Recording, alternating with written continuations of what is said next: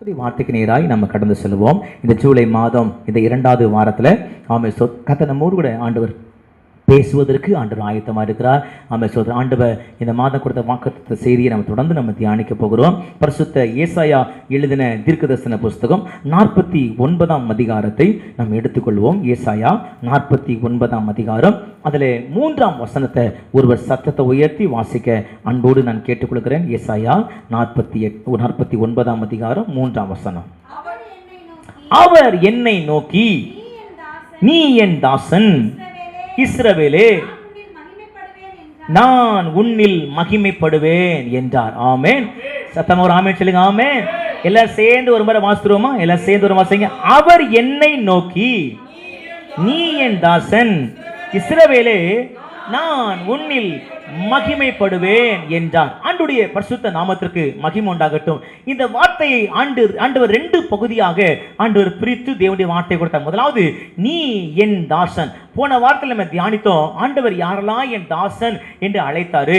அப்படி என் தாசன் அழைப்பதற்கு அவங்க எப்படி வாழ்ந்தாங்க, அவங்க எப்படி ஆண்டவருக்கு பிரியமா நடந்தாங்க, நாம எப்படி ஆண்டவருக்கு பிரியமா நடக்கணும், அப்படி நம்ம ஆண்டவருக்கு பிரியமா நடக்கும்போது அவர்களில் எப்படி ஆண்டவர் மகிமைப்பட்டாரோ அதே போல நம்மளே கர்த்தர் மகிமைப்படுவார் என்று சொல்லி ஒரு 5 பரிசுத்தவான்களை தேவனுடைய மனிதரை கொடுத்து நம்ம தியானித்தோம். இன்றைக்கு அந்த வேதத்தின் 2வது பகுதியில் சொல்லப்பட்டிருக்கிறது, ஸ்தோத்திரம், நான் உன்னில் மகிமைப்படுவேன். இஸ்ரவேலே, நான் உன்னில் மகிமைப்படுவேன். எல்லாம் சொல்லுங்க, இஸ்ரவேலே, நான் உன்னில் மகிமைப்படுவேன். அல்லேலூயா. இந்த வார்த்தை ஸ்தோத்திரம் இந்த மாதத்துக்கு மாத்திரமல்ல, நம்முடைய வாழ்நாள் எல்லாம் ஆண்டவர் நம்மில் மகிமைப்பட அவர் விரும்புகிறார். ஆமென். அல்லேலூயா. சொன்ன ஆண்டவர் அவர் நிச்சயமாய் நம்மை மகிமைப்படுவார், நம்மில் மகிமைப்படுவார், நம்மை மகிமைப்படுத்துவார். ஆமென். ஆண்டவருடைய நாமத்திற்கு மகிமை உண்டாகட்டும். இஸ்ரவேலிலே அவர் மகிமைப்படுகிற தேவன், இஸ்ரவேலுக்குள்ளே அவர் மகிமைப்படுகிற தேவன், இஸ்ரவேலை அவர் மகிமைப்படுத்துகிற அவர் தேவனா இருக்கிறார். நீங்க இன்னொரு வசனத்தை கூட நீங்க வாசிங்க. அதே ஏசாயா புஸ்தகம் 44ஆம் அதிகாரம், ஏசாயா 44ஆம் அதிகாரம் 23ஆம் வசனத்தை ஒருவர் வாசிக்கலாம். ஏசாயா 44:23. கலித்து பாடுங்கள், ஆர்ப்பரியுங்கள் பர்வதங்களே, காடுகளே, காட்டிலுள்ள சகல மரங்களே, கம்பீரமாய் முழங்குங்கள், கர்த்தர் யாக்கோபை மீட்டு இஸ்ரவேலிலே மகிமைப்படுகிறார். ஆமென். இஸ்ரவேலிலே மகிமைப்படுகிறார். நான் உன்னில் மகிமைப்படுவேன் என்று சொன்ன ஆண்டவர் இங்கே ஸ்தோத்திரம் ஆண்டவர் நிகழ்காலத்தில் எழுதுகிறார், நான் உன்னில் மகிமைப்படுவேன். அல்லேலூயா. நான் உன்னில் மகிமைப்படுவேன். எனவே தேவன் நம்மில் மகிமைப்படுகிற ஒரு நல்ல தேவனாய் காணப்படுகிறார். ஆமென். ஸ்தோத்திரம். இதை ஒரு புது மொழிபெயர்ப்பில் வாசிக்கும் போது அங்க என்ன சொல்லப்படுது, மகிமைப்படுவார் என்று வசனத்தில் மகிமை பெருகும் என்று பட்டது. ஆமென். மகிமையை பெருக பண்ணுகிற தேவன், நம்மில் ஆண்டவர் மகிமையை ஆண்டவர் பெருக பண்ணுகிற தேவனாய் காணப்படுகிறார். இன்னொரு வார்த்தை சொல்லப்படுகிறது, அது மகிமையை கொண்டு வரும் என்று சொல்லப்பட்டிருக்கிறது. எனவே நம்முடைய வாழ்க்கையில ஆண்டவர் மகிமையை கொண்டு வர தேவன் போதுமான தேவனா இருக்கிறார். எனவே இந்த 2வது வாரத்தில் நம்முடைய வாழ்க்கையில மகிமையை கொண்டு வர பண்ணுவார். ஆமென். மகிமையை பெருக பண்ணுவார். ஆமென். சொல்லுங்க அல்லேலூயா. ஆண்டவருடைய நாமத்துக்கு மகிமை உண்டாகட்டும். இந்த மாதம் முழுவதும் விசுவாச அறிக்கை பண்ணுங்க, ஆண்டவர் என்னிலே மகிமையை கொண்டு வருவார், என்னிலே மகிமைப்படுவார், என்னிலே மகிமையை பெருக பண்ணுவார். ஆமென். ஆண்டவருடைய பரிசுத்த நாமத்திற்கு மகிமை உண்டாகட்டும். நீங்கள் வேதாகமத்தை ஆழமாக நீங்கள் வாசித்து தியானித்தால் அதிலே ஆண்டவர் அநேக தேவனுடைய பிள்ளைடைய வாழ்க்கையில மகிமையை கொண்டு வரத்தக்கதாக அநேக காரியங்களை, அற்புதங்களை தேவன் செய்திருக்கிறார். மகிமையை பார்க்கும்படிக்கு, அவர்களே மகிமைப்படும்படிக்கு தேவன் அநேக காரியங்களை, அநேக பரிசுத்தவனுடைய காரியத்தில் ஆண்டவர் காண செய்த வேதத்தில் வாசிக்க முடியும். ஆமென்.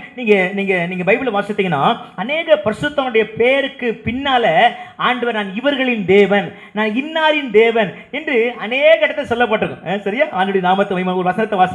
யாத்ராகமத்தின் புஸ்தகம் 3ஆம் அதிகாரம், யாத்ராகமம் 3ஆம் அதிகாரம் 6ஆம் வசனத்தை வாசிங்க. யாத்ராகமம் 3:6. பின்னும் அவர், ஆதியாகமத்துக்கு அடுத்திருக்கு பாருங்க யாத்ராகமம். அவன் பின்னும் அவர், நான் ஆபிரகாமின் தேவனும் ஈசாக்கின் தேவனும் யாக்கோபின் தேவனுமாகிய உங்கள் முற்பிதாக்களின் தேவனாய் இருக்கிறேன் என்றார். போதும். இங்கே ஆண்டவர் மோசேக்கு தன்னை அறிமுகப்படுத்தும் போது, தன்னை வெளிப்படுத்தும் போது அங்க என்ன சொல்றது தெரியுமா? நான் ஆபிரகாமின் தேவனும், நான் ஈசாக்கின் தேவனும், நான் யாக்கோபின் தேவனுமாய் இருக்கிறேன். அல்லேலூயா. இந்த ஆபிரகாம், ஈசாக்கு, யாக்கோபு இவரெல்லாம் நம்மை போல வாழ்ந்த பரிசுத்தவான்கள். ஆனால் இவருடைய வாழ்க்கையில ஆண்டவர் பாருங்களேன், நான் ஆபிரகாமின் தேவன் என்று, அதுல அவருக்கு ஒரு சந்தோஷம். அப்படி சொல்றதுல நான் ஈசாக்கின் தேவன் என்று ஆண்டவர் அப்படி சொல்றதுல அவருக்கு ஒரு பெரிய சந்தோஷம். நான் யாக்கோபின் தேவன் என்று அவருடைய பேரோட நான் இன்னாருடைய தேவன் என்று சொல்வதில் ஆண்டவருக்கு பெரிய சந்தோஷம். ஆமென். இந்த மாதத்துல ஆண்டவர் சொல்றாரு, நான் அவர்களுக்கு மட்டும் அல்ல, நான் உனக்கும் தேவனுங்கிறார். ஆமென். அல்லேலூயா. அப்ப இந்த வார்த்தை எப்படி சொல்லணும்? ஆபிரகாமின் தேவன் அப்படின்றது பாருங்களேன், அதுல உங்க பேர் போட்டு இன்னாரின் தேவன் சொல்லுங்க பார்க்கலாம். ஃபுல் பேர் சொல்லுங்க சிஸ்டர். சகாராணியுடைய தேவன். ஆமென். உங்க பேர் சொல்லி சொல்லுங்க சொல்லுங்க சொல்லுங்க உங்க பேர் சொல்லி சொல்லுங்க. நான் இன்னாரின் தேவன் அப்படி சொல்லுங்க. நீங்க நினைச்சிருப்பீங்க ஆபிரகாம் அவருக்கு தான் தேவன். ஏங்க இன்னைக்கு நம்ம ஒவ்வொரு பேர் சொல்றாரு. இல்ல, உங்க பேர் நல்லா சொல்லுங்க. நல்லா உங்க பேரை சொல்லி சொல்லுங்க. நான் யோவேலரின் தேவன். ஆமென். அல்லேலூயா. அப்போ நீங்க ஒவ்வொருத்தரும் ஆண்டவர் யாருக்கு? எனக்கு தான் அவர் தேவன். அவர் என் தேவன். சொல்லுங்க சொல்லுங்க, என் தேவன்.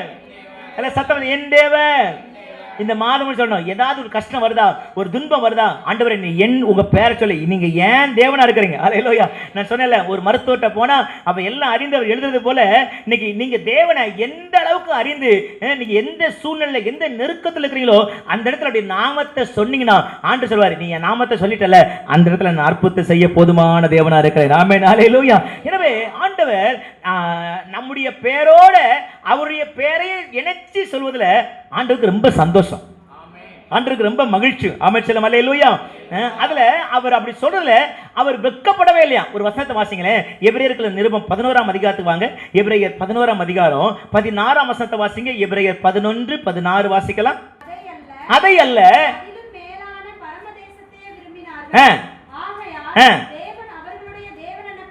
தேவன் அவர்களுடைய தேவன் எனப்படுவதற்கு என்ன செய்யலையா? அல்லேலூயா. ஸ்தோத்திரம். பாருங்க, இங்க சொல்லப்பட்டிருக்குது, ஆகையால் தேவன் அவருடைய தேவன் எனப்பட அவர் என்ன செய்யலையா? வெட்கப்படவில்லையா. ஆமென். அல்லேலூயா. அவர்களுக்கு ஒரு நகரத்தை ஆயத்தம் பண்ணினாரே என்று சொல்லப்பட்டிருக்கு. அப்போ தேவன் இன்னைக்கு உங்க தேவன். நீங்க பேரை சொல்லி, ஐயோ நான் எப்படி இன்னாருடைய தேவன் சொல்ல, நீங்க கூட சொல்றதுக்கு தயங்கலாம். ஆனா கர்த்தர் சொல்றாரு, இல்ல நான் உன் தேவன் என்று சொல்வதில் நான் வெட்கப்படவே இல்லைங்கிறார். அல்லேலூயா. ஏன் தெரியுமா? இஸ்ரவேலே, நான் உன்னில் மகிமைப்படுவேன் சொன்ன ஆண்டவர் இந்த மாதத்துல ஆமென் ஸ்தோத்திரம். நீங்க ஏன் தேவன் உங்க பேரை சொல்லி ஒவ்வொரு நாளும் சொல்லுங்க. காலையில் எழுபணும்னு சொல்லுங்க, ஆண்டவரே நீ என் தேவன் சொல்லுங்க. வேலைக்கு போகும்போது சொல்லுங்க, ஆண்டவரே நீ என் தேவன் சொல்லுங்க. ஆமென் ஸ்தோத்திரம். பிள்ளைகளை ஜெபித்து அனுப்பும்போது சொல்லுங்க, ஆண்டவரே நீ எங்க குடும்பத்தின் தேவன், எங்க பிள்ளைகளுடைய தேவன் என்று ஒவ்வொரு நாளும் அறிக்கை பண்ணும்போது ஆண்டவர் அவருடைய தேவனாய் இருந்து ஒவ்வொரு நாளும் நம்மை நடத்த போதுமான தேவனா இருக்கிறார். நல்ல ஒரு கையை போய் தள்ள சொல்லேலூயா. ஆண்டவருடைய பரிசுத்த நாமத்திற்கு மகிமை உண்டாகட்டும். வேதத்திலே அநேக பரிசுத்தவான்கள் பேரோடு கூட ஆண்டவர் தம்முடைய பேரை இணைத்து அநேக சொல்லியிருக்கிறார். ஆமென் ஸ்தோத்திரம். உங்களுக்கு தெரிந்த அளவுக்கு இப்ப நம்ம வாசித்தோம், ஆபிரகாமின் தேவன், ஈசாக்கின் தேவன், யாக்கோபின் வாசித்தோம்ல. நீங்க உங்களுக்கு தெரிந்த அந்த தேவன் என்று சொல்லப்பட்ட அந்த காரியத்தை ஆமென் ஸ்தோத்திரம் தெரிஞ்ச காரியம் சொல்லுங்க பார்க்கலாம். வேற என்னென்ன பேர்கள்லாம் தேவன் தன்னுடைய பேரை இணைச்சு சொல்லியிருக்கிறார்? வேற யாருடைய பரிசுத்தவான்? தாவீதின் தேவன். தேங்க்யூ. வேற எலியாவின் தேவன். தேங்க்யூ. வேற தானியேலின் தேவன். தானியேலின் தேவன். வேற சாத்ராக், மேஷாக், ஆபேத்நேகோவுடைய தேவன். உங்களுக்கு தெரியலையா? மோசேயின் தேவன், இஸ்ரவேலின் தேவன். தானியேலின் தேவன். அப்போ இப்படி நிறைய காரியங்களை அவருடைய தேவன் என்று சொன்ன ஆண்டவர் அவர்களை எப்படிலாம் கர்த்தர் மகிமைப்பட்டார். நம்ம ஒவ்வொருத்தரும் தியானித்த நிறைய காரியம் ஆயிரும். இன்னைக்கு ஒரு 3 பரிசுத்தவானுடைய வாழ்க்கையில நான் இன்னாரின் தேவன் என்று சொன்ன ஆண்டவர் அவங்க வாழ்க்கையில எப்படி மகிமைப்பட்டார் என்று நம்ம தியானிக்க போறோம். சரியா? முதலாவது ஸ்தோத்திரம், எலியாவின் தேவன். சரியா? ஆமென். ஹல்லேலூயா. மன்னிக்கணும். முதலாவது ஆபிரகாமின் தேவன். ஆபிரகாமின் தேவன். சரியா? முதலாவது ஆபிரகாமின் தேவன். என்று ஆண்டவர் அழைத்து அதில் எப்படி கர்த்தர் மகிமைப்பட்டார். இரண்டாவது எலியாவின் தேவன் என்று ஆண்டவர் அழைத்து அவர்களை எப்படி மகிமைப்பட்டார். மூன்றாவது தானியேலின் தேவன் என்று அழைத்து அந்த அவங்க பேரோட தான் பேரை இணைச்சு ஆண்டவர் எப்படி அவங்களை மகிமைப்படுத்தினார் என்று நம்ம தியானிக்க போகிறோம். ஒரு ஆமென் அல்லேலூயா. அதான் ஆண்டவர் சொன்னாரு, ஆமென் சொல்றோம், இஸ்ரவேலே நான் உன்னில் மகிமைப்படுவேன், நீ என் தாசன், நான் உன்னில் மகிமைப்படுவேன் சொன்ன ஆண்டவர் நம்மளை மகிமைப்பட முதல் காரியத்தை நம்ம இன்னைக்கு தியானிக்க போகிறோம். ஸ்தோத்திரம் அல்லேலூயா. முதலாவது ஆண்டவர் நம்முடைய தேவையெல்லாம் சந்தித்து நம் மூலமாய் கர்த்தர் மகிமைப்படுவார். ஆமென். ஒரு வசனம், 2 வசனம் வாசிக்கணும். எடுத்தவங்க வாசிங்க. ஆதியாகமத்தின் புஸ்தகம் 24ஆம் அதிகாரம். ஆமென். வாசித்தவங்க வாசிக்காதவங்களுக்கு கொஞ்சம் நீங்க வாய்ப்பு கொடுங்க. ஆதியாகமம் 24ஆம் அதிகாரம் 12ஆம் வசனத்தை ஒருவர் வாசிக்கணும், 27ஆம் வசனத்தை ஒருவர் வாசிக்கணும். சரியா? ஆதியாகமம் 24ஆம் அதிகாரத்தை எல்லாரும் திருப்பிக் கொள்வோம். அதுல 12ஆம் வசனத்தை ஒருவர் வாசிக்கணும், 27ஆம் வசனத்தை இன்னொரு 12ஆம் வசனத்தை வாசிக்க கேட்கலாம். என் எஜமானாகிய ஆபிரகாமுக்கு தேவனாயிருக்கிற கர்த்தாவே, இன்றைக்கு நீர் எனக்கு காரியம் சித்திக்க பண்ணி என் எஜமானாகிய ஆபிரகாமுக்கு தயவு செய்திருந்தோம். 27 இன்னொருத்தர் வாசிங்க. ஆபிரகாமின் தேவனாயிருக்கிற கர்த்தருக்கு ஸ்தோத்திரம், அவர் தம்முடைய கிருபையையும் தம்முடைய உண்மையையும் என் எஜமானை விட்டு நீங்கவில்லை. நான் பிரயாணம் பண்ணி வருகையில் கர்த்தர் என் எஜமானுடைய சகோதரர் வீட்டுக்கு என்னை அழைத்து கொண்டு வந்தார் என்றார். ஒரு ஆண்டுடைய நாமத்திற்கு மகிமை உண்டாகட்டும். இங்கே இந்த 2 வசனத்தில் பார்த்தீங்கன்னா ஆபிரகாமின் தேவன், என் எஜமானாகிய ஆபிரகாமின் தேவன் என்று அழைக்கிறத நம்ம பார்க்கிறோம். ஸ்தோத்திரம். இங்க என்ன சூழ்நிலை அப்படி கேட்டீங்கன்னா, ஆபிரகாமுக்கு வயதான காலத்துல ஒரு குழந்தை, ஒரு ஈசாக்க ஆண்டவர் கொடுத்தார். ரொம்ப வயதான காலத்துல. ஸ்தோத்திரம். ஆபிரகாமுக்கு ரொம்ப தள்ளாடுகிற ஒரு வயது. அப்போ இப்ப ஈசாக்கு வளர்ந்து வருகிறான். அவருக்கு திருமண வயது அவருக்கு வந்துருச்சு. எனவே ஸ்தோத்திரம், இந்த ஆபிரகாமுக்கு ஒரு என்ன தேவை தெரியுமா? தம் மகனுக்கு ஒரு திருமணம், ஒரு மணமகள் அவருக்கு வேணும். ஆனால் இந்த காரியத்தை இவரால் பார்த்து செய்ய முடியாது. காரணம் என்ன?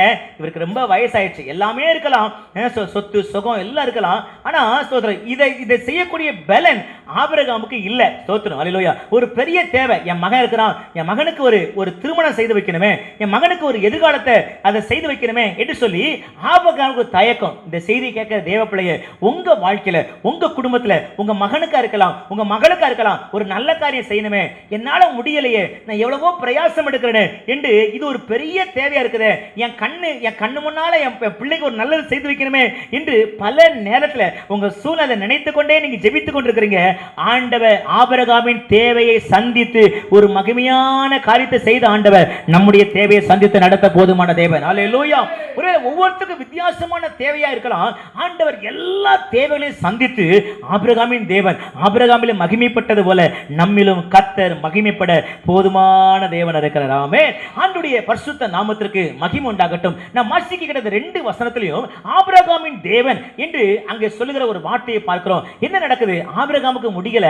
ஆனா ஆபிரகாம் வீட்டுல ஒரு ஊழியக்காரர் இருந்தார், ஒரு வேலைக்காரர் இருந்தார். அந்த ஊழியக்காரர் ரொம்ப உண்மையானவர். அவர் பேர் எலியேசர். அப்போ இந்த ஆபிரகாம் பார்த்தாரு, இந்த பொறுப்பை இந்த எலியேசருடைய கரத்துல இந்த ஆபிரகாம் நம்பி அங்க கொடுக்கிறத நம்ம பார்க்கிறோம். அப்போ என்ன நம்ம பார்க்கிறோம்னா, இங்க பார்த்துச்சுன்னா இது ஒரு பெரிய பொறுப்பை எலியேசர் கையில கொடுக்கப்படுது. ஒரு பக்கம் ஆபிரகாமுக்குள்ளே ஒரு தயக்கம் இருக்கலாம், மகனுக்கு ஏற்ற ஒரு வாழ்க்கை துணை கிடைக்கணும் அப்படிங்கிற ஒரு காரியம். இன்னொரு பக்கம் எலியேசருக்கும் இதை எப்படி ஒரு செய்து முடிக்கிறது. ஏன்னா அவர் இருக்கிற இடத்துல ஜனங்கள் தேவனை தவிர மற்ற தெய்வங்கள் என்று சொல்லி ஆராதிக்கிற ஜனங்கள் இருந்தார்கள், விக்கிரகத்தை ஆராதிக்கிற ஜனங்கள் இருந்தார்கள். எனவே இந்த இடத்துல என் மகனுக்கு பின்னாடி கூட நம்ம தேடுவோம்ல, ரட்சிக்கப்பட்ட மாப்பிள்ளையா இருக்கணும், ரட்சிக்கப்பட்ட பொண்ணா இருக்கணும், ஞானஸ்தானம் எடுத்திருக்கணும், பரிசுத்த அபிஷேகம் பெற்றிருக்கணும், ஒரே சபையில நிலைச்சிருக்கணும், அப்படி நம்ம வரன் பார்ப்போம்ல. இதே போல பார்த்துச்சுன்னா ஆபிரகாம் சொல்றான், இல்ல சொந்த தேசத்துல விக்கிரக ஆராதனை செய்யாத தேவனை மாத்திரம் ஆராதிக்கிற குடும்பத்துல இருந்து எனக்கு ஒரு பெண் வேணும். இதுதான் ஆபிரகாமுடைய ஒரு பெரிய தேவை. ஆண்டவர் நல்லவர். ஸ்தோத்திரம். ஆனா பாருங்க, அந்த தேவையை ஆண்டவர் சந்திக்கிறார். அந்த 24ஆம் அதிகாரத்துல 48ஆம் வசனத்தை வாசிங்க. 24:48 24:48 கர்த்தரை பணிந்து கொண்டு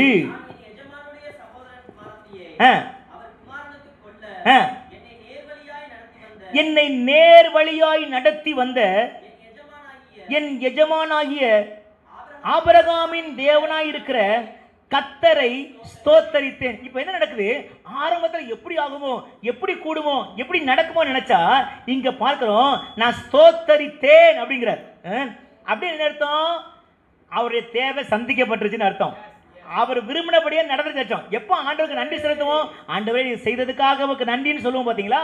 இதே போல ஆபிரகாமுடைய வாழ்க்கையில என்ன செய்வோன்னு கலங்கி நின்ற அந்த நேரத்தில் பார்த்தீங்கன்னா ஆண்டவர் ஸ்தோத்திரம் அற்புதமாய் ஸ்தோத்திரம் நேர் வழியாய் நடத்தி கொண்டு வந்தாராம். இந்த வாரத்தில் கர்த்தர் உங்களை நேர் வழியா நடத்துவார். ஆமென். நீங்க செய்ய வேண்டிய காரியங்கள கர்த்தர் நேர் வழியாய் நம்மை நடத்தி நம்மை கொண்டு போக கர்த்தர் போதுமான தேவன். கையில போய் நல்லா அல்லேலூயா. ஆண்டவருடைய பரிசுத்த நாமத்திற்கு மகிமை உண்டாகட்டும். எனவே என் எஜமானாகிய ஆபிரகாமின் தேவனா இருக்கிற கர்த்தரை நான் ஸ்தோத்தரித்தேன் என்று சொல்லப்பட்டிருக்கு. அப்படி என்ன தெரியுமா? இந்த ஆபிரகாமின் பெயர் மூலமாக தேவன் தம்மை மகிமைப்படுத்தினார். ஹல்லேலூயா ஸ்தோத்திரம். இதே போல நீங்க சொன்னீங்கல்ல, உங்க பேரை சொல்லி என் தேவன் சொன்னீங்களே, இந்த வார்த்தையின்படி கர்த்தர் இந்த வாரத்துல இந்த மாதத்துல உங்க தேவையை சந்தித்து உங்களில் கர்த்தர் மகிமைப்பட முடியும். விசுவாசி கையை அல்லேலூயா.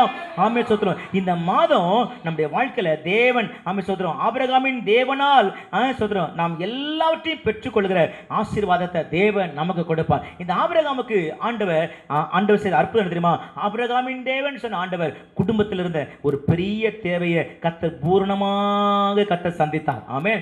இதே போல ஆண்டவர் இந்த மாதத்துல உங்க தேவையை அற்புதமாக சந்திப்பார். நீங்க எந்த தேவைக்காய் கலங்கி கொண்டிருக்கிறீங்களோ அந்த தேவையை நம் தேவன் அற்புதமாய் சந்திக்க போதுமான தேவனா இருக்கிறார். ஆமென். அப்போ ஆண்டவர் இந்த ஆபிரகாமின் தேவன் ஆபிரகாமிலே மகிமைப்பட ஆபிரகாம்கிட்ட இருந்த என்ன காரியம் இருந்துச்சு? ஆபிரகாமுக்கு இருந்த தகுதி என்ன? சொல்றோம். இன்னைக்கு நம்முடைய வாழ்க்கையில நம்முடைய தேவையை ஆண்டவர் சந்திக்க வேண்டுமானால் இந்த ஆபிரகாம்கிட்ட ரெண்டு தகுதி நமக்கு வேணும். கை வைத்து அமைச்சர் அல்லேலூயா. ஆமென். முதலாவது பாத்தீங்கன்னா ஆபிரகாம்கிட்ட தேவை என்ன? அவருடைய தகுதி என்ன தெரியுமா?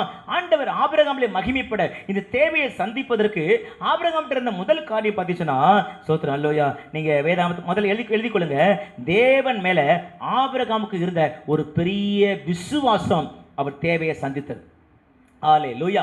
ஆண்டவர் நல்லவர். ஆபிரகாமுக்கு தேவன் மேல ஒரு அசைக்க முடியாத ஒரு விசுவாசம். நீங்க எழுதி கொள்ளுங்க, நான் பின்னால உங்களுக்கு சொல்றேன். சரியா? முதலாவது பாத்தீங்கன்னா ஆண்டவர் மேல விசுவாசம். கர்த்தர் எனக்கு இதை செய்வார், கர்த்தர் என் மகனுக்கு இதை செய்வார், கர்த்தர் என் குடும்பத்துக்கு இதை செய்வார் என்று சொல்லி ஆபிரகாமுக்கு தேவன் மேல ஒரு பெரிய விசுவாசம். இதே போல நம்ம வாழ்க்கையில ஆண்டவர் மேல விசுவாசத்தை வைத்தால் எந்த தேவையும் ஆண்டவர் சந்திக்க போதுமான தேவன் இருக்கிறார். ஆமென். ரெண்டாவது இந்த அற்புதம் நடக்குவதற்கு இந்த தேவையை சந்திக்கப்படுவது ரெண்டாவது காரியம் பார்த்தீங்கன்னா ஸ்தோத்திரம் எலியேசர் தேவனிடத்துல ஜெபித்த ஜெபம். ஆமென். அல்லேலூயா.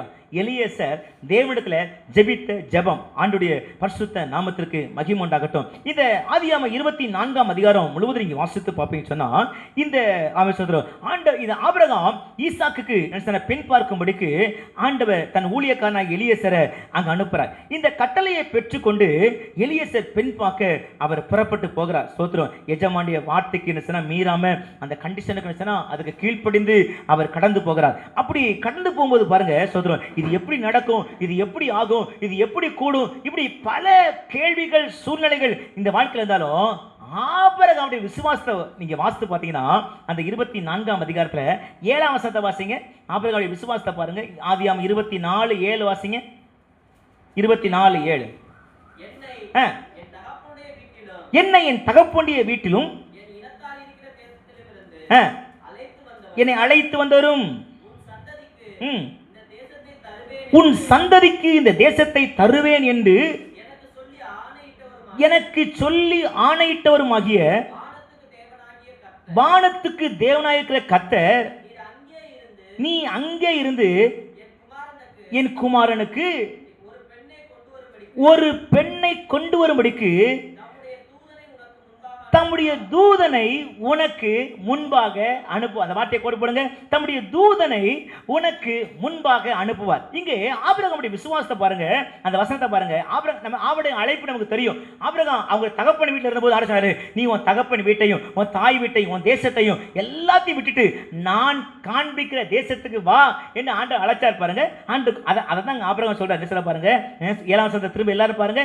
என்னை என் தகப்பன் வீட்டிலும் என் இனத்தார் இருக்கிற தேசத்தில் இருந்து என்னை அழைத்து வந்தவர். அப்ப ஆண்டவர் மேல விசுவாசம் பார்த்தீங்களா? நான் வரும்போது எதையுமே நான் கொண்டு வரல, என் ஆண்டவர் அழைத்தாரு, அந்த அழைப்புக்கு கீழ்ப்படி நான் வந்தேன். கர்த்தர் இதுவரை நான் ஆசீர்வதித்தார். ஆமென். நல்லா இல்லை சொல்லுங்க. அல்லேலூயா. நம்மை அழைத்தவர் இதுவரை நம்மை நடத்தினார்.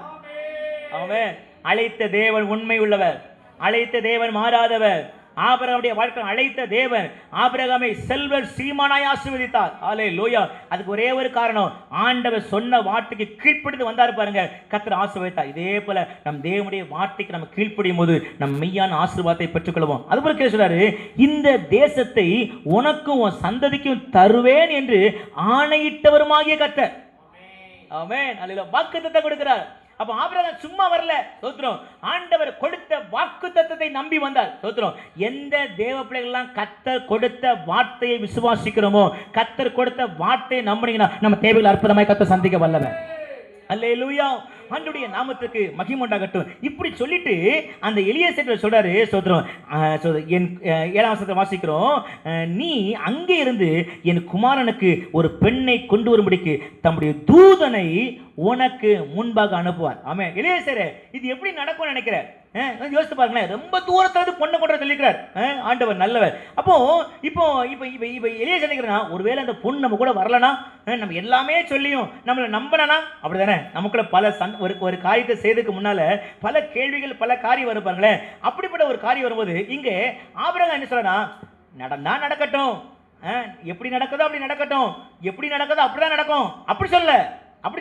என்ன சொல்றா, நீ போப்பா, உனக்கு முன்னால கர்த்தர் ஒரு தூதனை அனுப்பிட்டார். அல்லேலூயா. நான் இங்க சொல்லும் போதே அங்க கர்த்தர் ஒரு தூதனை உனக்கு அனுப்பிட்டார். ஆமென். இந்த செய்தியை கேட்கிற தேவ பிள்ளைகளே, நீங்க சில காரியத்தை எப்படி நடக்கும், இது என்ன செய்ய போறேன், இது எனக்கு அதாவது ஒண்ணுமே புரியலையே, நான் என்ன பண்ண நான் நினைக்கிறேன், சோதரம் என்ன வாழ்க்கை செய்ய முடியும், அப்படி கலங்கி வந்து இன்னைக்கு ஆண்டு சொல்றாரு, நான் உனக்கு முன்பாக அந்த தூதனை அனுப்பிட்டேங்கிறார். எதுக்கு? நீ நினைச்ச காரியத்தை, நீ விரும்புற காரியத்தை, நீ விசுவாசிக்கிற காரியத்தை செய்வதற்கு ஒரு தூதன் அனுப்பிட்டேங்கிறார். நீங்க எந்த காரியத்துக்காக விசுவாசத்தோடு ஜெபிச்சீங்களோ உங்க தேவையை சந்திக்க கர்த்தர் ஒரு தூதனை அனுப்பிட்டார். அப்படி என்ன தெரியுமா, அந்த தூதன் போய் நீங்க போனா போதும், அங்க எல்லா வேலையும் நடக்கும். ஆமென் சொல்லலாமா? விசுவாசம் அல்லேலூயா சொல்லலாமா? அல்லேலூயா. அப்போ இந்த ஆபிரகாமுக்கு பாருங்க ஒரு பெரிய நிச்சயம் என்னன்னா, கர்த்தர் செய்வார். கர்த்தர் எனக்கு அங்க இருந்து என் மகனுக்கு ஒரு நல்ல ஒரு துணையை கர்த்தர் தருவார். இதான் ஒரு பெரிய விசுவாசம். அப்போ இன்னைக்கு நம்ம வாழ்க்கையில நம்ம தேவையை சந்திக்க வேண்டுமானால் நமக்கு தேவை தெரியுமா? விசுவாசம். ஆண்டவர் மேல இருக்கிற அசைக்க முடியாத ஒரு விசுவாசம். ஆமென் ஸ்தோத்திரம். தேவன் எனக்கு செய்வார். அல்லேலூயா. ஒருவேளை பலர் சுத்தி இருக்காங்கன்னா அவிசுவாசம், இது எப்படி நடக்கும், இது எப்படி ஆகும், இது எப்படி நடக்கும், நீங்க சொல்லணும் ஒரே வார்த்தை, அவர் என் தேவன். உங்க பேரை சொல்லுங்க. ஏன் இப்படி துக்கத்தோடு சொல்றீங்க? நல்லா சொல்லுங்க. சொல்லும் போதே நேரம் சந்தோஷம் வருது பாத்தீங்களா? அப்போ நீங்க இப்ப சொல்லணும், அவர் எங்க தேவனுங்க, அவர் ஏன் தேவனுங்க, எனக்கு முன்னால ஒரு தூதனை அனுப்பிட்டாருங்க, நான் போறது நடக்கும். யாருக்கு தெரியும்? இந்த ஆராதனை முடிச்சு போகும்போதே சில அற்புதங்கள் நடந்திருக்கும், சில தேவைகள் சந்திக்கப்பட்டிருக்கும். கர்த்தர் உனக்கு முன்பாக ஒரு தூதனை அனுப்புகிறார், உன் குடும்பத்துக்கு முன்பாக ஒரு தூதனை அனுப்புகிறார், உங்க வேலை ஸ்தலத்துக்கு முன்பாக கர்த்தர் ஒரு தூதனை அனுப்புகிறார். Yes Lord, yes Lord. அவன் எல்லாம் செய்து கொண்டிருக்கிறார். அந்த தூதன் இப்போது எல்லா கோணலை செம்மையாக்குகிறார். ஆமென், ஆமென், ஆமென். நம்புங்க, விசுவாசிங்க. என்ன சொல்ற, காற்றையும் பார்க்க மாட்டீங்க, மழையும் பார்க்க மாட்டீங்க, ஆனா வாய்க்கால் தண்ணீரால நிரம்பும். நீங்க விசுவாசித்தால் தேவனுடைய மகிமையை நீ காண்பீங்க. ஸ்தோத்திரம். அல்லேலூயா. அப்போ வேதம் சொல்றது, நீ விசுவாசித்தனா நான் உனக்கு செய்வேன். இன்னைக்கு நமக்கு தேவை ஒரே ஒரு தேவை தெரியுமா? ஆபிரகாமை போல ஒரு பெரிய விசுவாசம். கர்த்தர் எனக்கு செய்வார், கர்த்தர் என் குடும்பத்துக்கு செய்வார், கர்த்தர் என் பிள்ளைக்கு செய்வார், கர்த்தர் என் தேவையை சந்திப்பார். அல்லேலூயா. ஆமென். எப்படி நடக்கும்? ஒண்ணுமே செய்ய என்ன இதெல்லாம் நடக்குமா? சாத்தி நீங்க எந்த அளவுக்கு கர்த்தரை விசுவாசிக்கிறோமோ அந்த அளவுக்கு கர்த்தர் பெரிய காரியத்தை ஆண்டவர் செய்ய போதுமான தேவன் இருக்கிறார். ஆமென் சொல்லுங்க. அல்லேலூயா.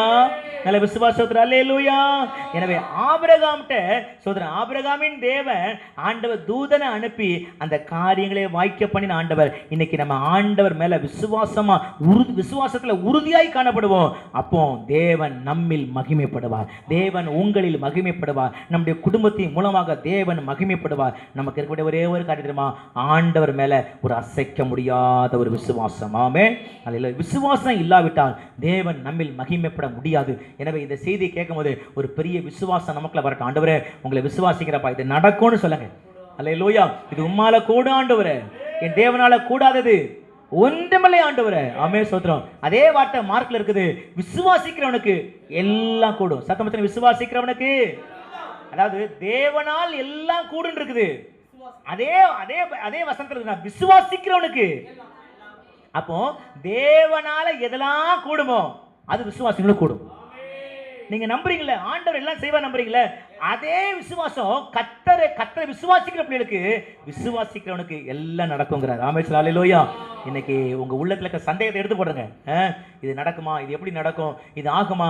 சொல்றோம். இது இப்படிலாம் பல கேள்வியோடு நீங்க வந்திருப்பீங்கன்னா இன்னைக்கு ஒரு தீர்மானம், ஆண்டவரே என் சந்தேகத்தை, என் அவிசுவாசத்தை எடுத்து சின்ன. எனவே ஒவ்வொரு நாளும் ஆண்டவர் மேல ஒரு பெரிய விசுவாசம். ஆண்டவரே உம்மால ஆகும்பா, நான் நம்புறேன்ப்பா. மனுஷனால கூடாம இருக்கலாம், என்னால முடியாம இருக்கலாம், ஆனா உம்மால எல்லாம் ஆகும். இதை மட்டும் நம்புங்க, இதை மட்டும் விசுவாசிங்க. ஆபிரகாமில் மகிமைப்பட்ட ஆண்டவர் நம்மில் மகிமைப்படார். இரண்டாவது, எலியேசருடைய ஜெபத்தை பாருங்க. ஸ்தோத்திரம் ஹல்லேலூயா. நீங்க அதே ஆதியாகமத்தின் புஸ்தகம் 24ஆம் அதிகாரத்துல, ஆதியாகமம் 24ஆம் அதிகாரத்துல 12, 13, 14 3 வசனங்களை வாசிக்கணும். வாசிக்காதவங்க கூட வாசிக்கலாம். ஆளுக்கு ஒரு வசனத்தை வாசிங்க பார்க்கலாம். ஆதியாகமம் 24ஆம் அதிகாரம் 13, ஸ்தோத்திரம் ஹல்லேலூயா, 14, 12, 13, 14.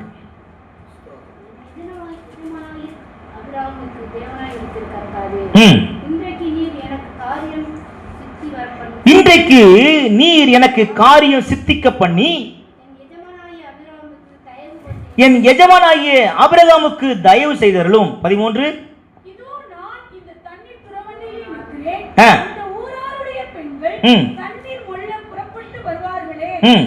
14,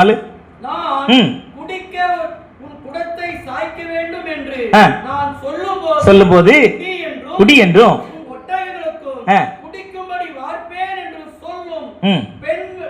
எவளோ அவளே நீ உம்முடைய ஊழியக்காரனாகிய ஈசாக்குக்கு நியமித்தவளாய் இருக்கவும் என் எஜமானுக்கு அனுகிரகம் செய்தீர் என்று நான் அதனாலே அறியவும் செய்தருளும் என்றார். போதும். ஆண்டவருடைய பரிசுத்த நாமத்திற்கு மகிமை உண்டாகட்டும். இங்கே எலியேசர் இப்ப புறப்பட்டு வந்துட்டார். புறப்பட்டு சும்மா வரல, 10 ஒட்டகத்தோடு வர்றார். இந்த எலியேசர் ஜெபத்தை பாருங்க. கரையில, அதாவது அந்த ஊர், இன்னைக்கு யார் தண்ணி எடுக்க போறா? இன்னைக்கு எல்லாமே டேப்ல பிடிச்சிட்டு வந்துடும். அன்னைக்கு போகணும், குடத்தை எடுத்துட்டு போய் கிணத்துல இறங்கி என்ன செய்யணும், கோரி கொண்டு வரணும். அப்போ என்ன செய்யணும், இந்த எலியேசர் போய் ஜெபம் பண்றாரு. ஆண்டவரே நான் நிக்கிறேன், ஆபிரகாமின் தேவனை என்னை அனுப்பியிருக்கிறீங்க, நான் வந்திருக்கிறேன். எப்பயும் எங்க எஜமான் சொல்லியிருக்கிறாரு, தூதனை முன்னால அனுப்பிட்டேன்ட்டாரு. அதனால நான் ஒரு சின்ன ஒரு அடையாளம் கேட்டு ஜெபிக்கிறேன். என்ன ஜெபிக்கிறேன்னா, நாங்க நிற்பேன், ஏதாவது ஒரு பெண் வந்து உள்ள இறங்கி தண்ணி கொண்டு வருவாங்க பாருங்க, வரும்போது என்ன போய் அம்மா நான் கொஞ்சம் குடிக்க தண்ணி கொடுமா அப்படின்னு கேட்பேன். அப்படி அவ்வளவுதான். கேட்ட அந்த அம்மா என்ன, அந்த சகோதரி, அந்த பிள்ளை என்ன சொல்ல, அந்த பெண் என்ன சொல்லணும்னா, உமக்கும் குடிக்க தருவேன், நீ கொண்டு வந்திருக்கிற போல இந்த 10 ஒட்டகம் இதுக்கும் வார்ப்பேன் அப்படின்னு சொன்னாதான் என் எஜமான், அவதான் என் ஆபிரகாமுடைய, என் எஜமானாகி ஆபிரகாமுக்கு அப்படி குமாரனுக்கு ஏற்ற துணை அப்படின்னு பொருத்தனை பண்ணி உட்கார்ந்துருக்காரு. கொஞ்சம் யோசித்து பாருங்க, இது சாத்தியமா? இன்னைக்கு சில நேரத்தில் சில தேவைக்கா ஒரு வீட்டு முன்னாடி போய் நின்று பாருங்க. நம்ம சொந்தக்காரங்க வீட்டு முன்னாடியோ அல்லது கூட பிறந்த வீட்டு முன்னாடியோ போய் நின்று பாருங்க. ஸ்தோத்திரம். நிற்க வேண்டாம், ஃபோன் பண்ணுங்க. ஃபோன் போகுதா? நேரம் போகும், அடுத்த நேரம் பிஸி ஆகிரும். ஆமென் ஸ்தோத்திரம். சில தொடர் வேலைக்கு வெளியே போயிடுவார். ஆமென். அப்போ ஆனால் இங்கே இவர் பாருங்க, தனக்கு கேட்டால் கூட பரவாயில்ல. ஸ்தோத்திரம். எதுக்கு வேணுமா? 10 ஒட்டகத்துக்கு வேணுமா? ஸ்தோத்திரம். அப்போ 10 ஒட்டகத்துக்கு 100 கூட உள்ள ஏறி இறங்கணும். ஆனா ரெபேக்காள் ஒரு சுறுசுறுப்பான ஒரு பெண். ஆமென் அல்லேலூயா. இவ ஜோமணி முடிக்கிறா இருப்பாங்க. அடுத்த வசனத்தை வாசிங்க. அவன் இப்படி சொல்லி முடிக்கும் முன்னே இதோ ஆபிரகாமுடைய சகோதரனாகிய நாகோரின் மனைவி மில்காளுடைய குமாரனாய் இருக்கிற பெத்துவேலுக்கு பிறந்த ரெபேக்காள் குடத்தை தோள்மேல் வைத்துக் கொண்டு புறப்பட்டு வந்தாள். 16 அந்த பெண் மகா ரூபவதியும் புருஷனை அறியாத கன்னிகையுமாய் இருந்தாள். அவள் குடவிலே இறங்கி தன் குடத்தை நிரப்பிக் கொண்டு ஏறி வந்தாள். அப்பொழுது அந்த ஊழியக்காரன் அவளுக்கு எதிர்கொண்டோடி அதற்கு அவர் குடியும் என் ஆண்டவனே என்று சீக்கிரமாய் குடத்தை கையில் இறக்கிக் கொண்டு அவனுக்கு குடிக்க கொடுத்தார். கொடுத்த பின் உம்முடைய ஒட்டகங்களுக்கும் குடித்து தீரும் மட்டும் அவைகளுக்கும் ஒன்று வார்ப்பேன் என்று சொல்லி போதும். ஆண்டுடைய நாமத்திற்கு மகிமை உண்டாக. 20ஆம் வசனம் வாசிக்கிறோம். சீக்கிரமாய் தன் குடத்தை தண்ணீரை தொட்டியிலே ஊற்றிவிட்டு இன்னும் உண்டு வர துறவண்டியிலே ஓடி அவருடைய ஒட்டங்களுக்கெல்லாம் உண்டு வார்த்தார் என்று வேதம் சொல்லுது. ஆமென். பாருங்க, இவ ஜோமணி முடிக்கிற அங்க அற்புதம் செய்கிறார். இந்த நம்ம வாழ்க்கையில நம்ம தேவை சந்திக்கப்பட 2 காரியம் வேணும். ஒன்னு விசுவாசம், 2வது ஜெபம். ஆமென். இந்த விசுவாசமும் ஜெபமும் இருக்குமானால் நம்முடைய தேவைகளை ஆண்டவர் சந்திக்க போதுமான தேவன். அநேகர் விசுவாசிப்பாங்க, ஆனா என்ன செய்ய மாட்டாங்க? ஜெபிக்க மாட்டாங்க. சிலர் ஜெபம் பண்ணுவாங்க, ஆனா என்ன செய்ய மாட்டாங்க? இந்த எலியேசர் பாருங்க, அவர் ஜெபம் பண்ணி முடிக்கிறாரு, ஆண்டவர் ரெபெக்காளை கர்த்தர் கொண்டு வரார். இவ்வளவு நாள் நீங்க எப்படி ஜெபம் பண்ணி எனக்கு தெரியாது. இந்த வாரம் நம்ம ஒரு தீர்மானம் எடுக்கணும். இந்த வாரம் நம்ம எப்படி நம்ம ஜெபிக்க போறோம்? விசுவாசத்தோடு ஜெபிக்க போகிறோம். கையை போய் ஆமென் சொல்லலாமா? எத்தனை பேர் விசுவாசத்தோடு ஜெபிக்க ஆரம்பிக்க? ஒரு இவன் பசங்க விசுவாசிக்கிற மாஸ்டர், நான் ஜெபத்துல குறைவா இருக்கிறேன்னா இன்னைக்கு ஆண்டவர் இந்த ஜெப ஆவி எனக்கு தாங்க ஆண்டவரே. ஒரு ஜெபிக்கிற மாஸ்டர், ஆனா எனக்கு விசுவாசம் இல்லைன்னா இன்னைக்கு நான் விசுவாசத்தோடு ஜெபிக்க எனக்கு கிருபை தார ஆண்டவரே. நம்ம ஜெபிக்கும் போது ஆண்டவர் நிச்சயமாய் செய்வார். ஹல்லேலூயா. ஆண்டவர் நல்லவர். இங்க பாருங்க, எலியேசர் தேவனிடத்துல அவர் ஜெபிக்கிறார். அவர் என்னென்ன நிபந்தனையை சொல்லி ஆண்டவரிடத்துல ஜெபித்தாரோ அத்தனை நிபந்தனைகளையும் தேவன் அப்படியே நிறைவேற்றினார். அதனால இந்த 6ஆம் தேதிக்கு வந்துக்கிற நீங்க ஒரு காரியம் செய்யணும். நீங்க ஆண்டவரத்துல சில நிபந்தனை வச்சு ஜெபம் பண்ணுங்க. ஆண்டவரே இப்படி இப்படி நடக்கட்டப்பா, இப்படின்னா உங்க சித்த ஆண்டவரே, இப்படி நடக்கணும் ஆண்டவரே, இதுதான் உங்க சித்த ஆண்டவரே என்று தேவ சித்தத்தை அறிந்து கொள்ள இந்த எலியேசரை போல நம்ம சொல்லி ஜெபம் பண்ணா நம்முடைய ஜெபமும் நிச்சயமாய் தேவன் நமக்கு பதில் தருவார். அல்லேலூயா. நம்ம விரும்புகிறபடியே கர்த்தர் செய்வார். உங்க தேவையை அற்புதமாய் தேவன் சந்திப்பார். விசுவாசின் சத்தத்தை வைத்து நல்ல நல்ல அல்லேலூயா. கர்த்தர் உங்க தேவையை சந்தித்து கர்த்தர் உங்களில் மகிமைப்படுவார். ஆமென். ஹல்லேலூயா. ஆபிரகாமுடைய வாழ்க்கையில சோதரர் ஆண்டவர் தேவையை சந்தித்து அற்புதமாய் மகிமைப்பட்டார். நீங்க 24ஆம் அதிகாரம் 67ஆம் வசனத்தை நீங்க வாசித்தீங்கன்னா 24:67 எப்படி சொல்லப்பட்டிருக்குது. சோதரர் ஹல்லேலூயா. அப்பொழுது ஈசாக்கு ரெபெக்காளை தன் தாய் சாராளுடைய கூடாரத்துக்கு அழைத்து கொண்டு போய் அவளை தனக்கு மனைவியாக்கி கொண்டு அவளை நேசித்தான். ஈசாக்கு தன் தாய்க்காய் கொண்டிருந்த துக்கம் நீங்கி ஆறுதல் அடைந்தான். ஹல்லேலூயா. ஆறுதலை பெற்றுக் கொண்டான். ஹல்லேலூயா. ஜெபமும் விசுவாசமும் சேர்ந்து அவங்க தேவையை சந்தித்து ஆறுதலை பெற்றுக் கொண்டாங்க. இன்னைக்கு உங்க வாழ்க்கையில ஜெபிக்க ஒவ்வொரு நாளும் ஜெபிக்க வரும்போது நான் அப்பாட்ட ஜெபிக்க போறேன், சர்வ வல்லமையுள்ள தேவனுக்கு ஜெபிக்க போறேன், என் ஜெபத்துக்கு பதில் வரும் என்று விசுவாசத்தோடு ஜெபிக்க வாங்க. நிச்சயமாய் ஆண்டவர் நம்ம ஜெபத்துக்கு பதில் கொடுக்க போதுமான தேவனா இருக்கிறார். ஆமென். ஹல்லேலூயா. எனக்கு அன்பான கர்த்தருடைய பிள்ளைகளே, உங்க தேவைகள் எவ்வளவு பெரிதா இருக்கலாம், ஒருவேளை ஒவ்வொருத்தருக்கும் வித்தியாசமான முறையில நம்முடைய தேவைகள் இருக்கலாம். நான் ஒரே ஒரு காரியம் ஸ்தோத்திரம், எப்படிப்பட்ட தேவைகள் இருந்தாலும் தேவைகள் எதுவா இருந்தாலும் நீங்கள் கர்த்தர் மேல விசுவாசத்துல உறுதியோடு நீங்க ஜெபிப்பீங்கன்னா ஆண்டவருக்கு தெரியப்படுத்துவீங்கன்னா ஆபிரகாமிலே மகிமைப்பட்ட கர்த்தர் உங்களிலும் அவர் மகிமைப்பட கர்த்தர் போதுமான தேவன். ஆமென். நம்முடைய தேவைகளை சந்தித்து நான் உங்கள் தேவன் என்று கர்த்தர் விளங்க பண்ணுவார். ஹல்லேலூயா. நான் உன் தேவன், நான் உங்கள் தேவன். உங்க பேரை சொல்லி நீங்க சொன்னீங்கல்ல, ஆண்டவர் அந்த தேவன் என்று கர்த்தர் விளங்கப்படுவார். அதனால நீங்க சேர்ந்து வருவதற்காக ஒவ்வொரு நாளும் அதிகாலை ஜெபத்துல ஊக்கமாய் ஜெபம் பண்ண வாங்க. ஆமென். ஸ்தோத்திரம். அதிகாலை ஜெபத்துல கர்த்தரை தேடுங்க. ஸ்தோத்திரம். செவ்வாய்க்கிழமை பெண்கள் ஜெபத்துல கர்த்தரை தேடுங்க. ஸ்தோத்திரம். ஒவ்வொரு வெள்ளிக்கிழமையிலும் உபவாச ஜெபத்துல கொஞ்ச நேரமா வந்து தேவனை தேடுங்க. ஸ்தோத்திரம். அந்த 2 மணி நேரம் கர்த்தர் ரொம்ப நல்லது. ஸ்தோத்திரம். ஆனா கர்த்தரை தேடுங்க. ஆமென். ஸ்தோத்திரம். ஒவ்வொரு சனிக்கிழமை காத்திருப்பு ஜெபம் கர்த்தரை தேடி பாருங்களேன். நீங்க விசுவாசத்தோடு ஜெபம் பண்ணீங்கன்னா கர்த்தர் நம்ம தேவையை அற்புதமாய் சந்திக்க போதுமான தேவன். ஹல்லேலூயா. வீட்டு கூட்டங்கள் நமக்கு இந்த வாரம் தான் இல்ல, மற்றபடி வீட்டு கூட்டம் நடக்கும். வீட்டு கூட்டத்தில் நீங்க கலந்து கொள்ளுங்க. எப்பமெல்லாம் ஜெபம் நடக்குதோ அந்த ஜெபத்துக்கு வரும்போது விசுவாசத்தோடு ஜெபம் பண்ணுங்களேன், கர்த்தர் அற்புதம் செய்வார். விசுவாசிக்கிறீங்களா? எத்தனை பேர் இந்த வார்த்தையை ஆமோதிக்கிறீங்க? ஆபிரகாமுடைய வாழ்க்கையில ஆபிரகாமின் தேவன் சொன்ன ஆண்டவர் ஆபிரகாமுடைய தேவையெல்லாம் ஆண்டவர் சந்தித்து ஆபிரகாமிலே மகிமைப்பட்டார். 2வது ஸ்தோத்திரம் அல்லேலூயா, எலியாவின் தேவன் என்று அழைத்து கர்த்தர் தம்முடைய வல்லமையை நிரூபித்து ஆண்டவர் எலியாவில் மகிமைப்பட்டது போல இந்த மாதம் கர்த்தர் தம்முடைய வல்லமையை அவர் காண்பித்து கர்த்தர் நம்மில் மகிமைப்பட கர்த்தர் போதுமான தேவன். இது ஆதாரமாக ஒரு வசனத்தை வாசிக்கலாம். 2 ராஜாக்களின் புஸ்தகம் 2ஆம் அதிகாரத்தை நாம் திருப்பிக் கொள்வோம். 2 ராஜாக்கள் 2ஆம் அதிகாரம். ஸ்தோத்திரம் அல்லேலூயா. 2 ராஜாக்கள் 2ஆம் அதிகாரத்தை எடுத்துக்கிடுங்க வேகமா. ஸ்தோத்திரம். 2 ராஜாக்கள் 2ஆம் அதிகாரம், அதுல ஒரு 3 வசனங்களை நம்ம வாசிக்கணும். அல்லேலூயா. Thank you Jesus. 2 ராஜாக்கள் 2ஆம் அதிகாரம் 13, 14, 15 3 வசனங்களை வாசிக்கணும். நல்ல சத்தத்தை உயர்த்தி ஒருத்தர் வாசிங்க பார்க்கலாம்.